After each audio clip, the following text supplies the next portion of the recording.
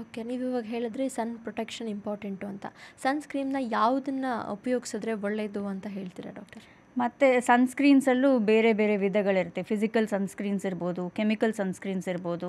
ಮತ್ತು according to skin type ನಮ್ಮ ಚರ್ಮಕ್ಕೆ ಯಾವುದು ಸೂಕ್ತನೋ ಆ ಥರ ಸನ್‌ಸ್ಕ್ರೀನ್ಸ್ ಯೂಸ್ ಮಾಡೋದು ಇಂಪಾರ್ಟೆಂಟು. ಸನ್‌ಸ್ಕ್ರೀನ್ ಚೂಸ್ ಮಾಡುವಾಗ ಈ SPF ಸನ್ ಪ್ರೊಟೆಕ್ಷನ್ ಫ್ಯಾಕ್ಟರ್ ಅಂತ ಹೇಳ್ತೀವಿ.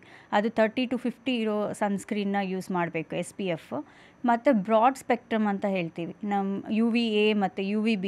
ಈಗ ಇತ್ತೀಚೆಗೆ ಬ್ಲೂ ಲೈಟ್ ಇಂದ ಪ್ರೊಟೆಕ್ಷನ್ ಇರೋ ಸನ್‌ಸ್ಕ್ರೀನ್ಸು ಬಂದಿದೆ. ಮತ್ತು ವಾಟರ್ ಬೇಸ್ಡ್ ಅಥವಾ ಆಯಿಲ್ ಬೇಸ್ಡ್ ಸನ್‌ಸ್ಕ್ರೀನ್ಸ್ ಇದೆ. ಇವಾಗ ಡ್ರೈ ಸ್ಕಿನ್ ಇದ್ದರೆ usually cream based sunscreens use ಮಾಡ್ಬೋದು. ಆಯಿಲಿ ಸ್ಕಿನ್ ಇದ್ದರೆ ಜೆಲ್ ಬೇಸ್ಡ್ ಅಥವಾ ಮ್ಯಾಟ್ ಫಿನಿಶ್ ಸನ್‌ಸ್ಕ್ರೀನ್ಸ್ ಯೂಸ್ ಮಾಡ್ಬೋದು. ಮತ್ತು ಈ ಸ್ವಿಮ್ಮಿಂಗ್ ಎಲ್ಲ ಮಾಡ್ತಾರೆ, ಎಕ್ಸೆಸಿವ್ ಸ್ವೆಟ್ಟಿಂಗ್ ಇರೋರು ವಾಟರ್ ರೆಸಿಸ್ಟೆಂಟ್ ಸನ್‌ಸ್ಕ್ರೀನ್ಸ್ನ ಚೂಸ್ ಮಾಡ್ಬೋದು. ಈಗ ಯಾವುದೇ ಆಫೀಸ್ ಆಗಿದ್ರೂ ಕೂಡ AC ಇದ್ದೇ ಇರುತ್ತೆ. ನಾವು ಕೆಲಸ ಮಾಡೋಷ್ಟು ಟೈಮ್ ಕೂಡ ನಾವು ACನಲ್ಲಿ ಕೂತೇ ಕೆಲಸ ಮಾಡಬೇಕಾಗತ್ತೆ.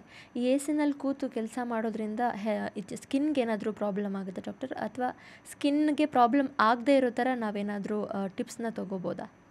ACಯಲ್ಲಿ ಕೆಲಸ ಮಾಡುವಾಗ ಸ್ವಲ್ಪ ಮಾಯ್ಶ್ಚರ್ ಎಲ್ಲ ಹೋಗುತ್ತೆ, ಸ್ಕಿನ್ ಮಾಯ್ಶ್ಚರ್ ಕಮ್ಮಿ ಆಗುತ್ತೆ.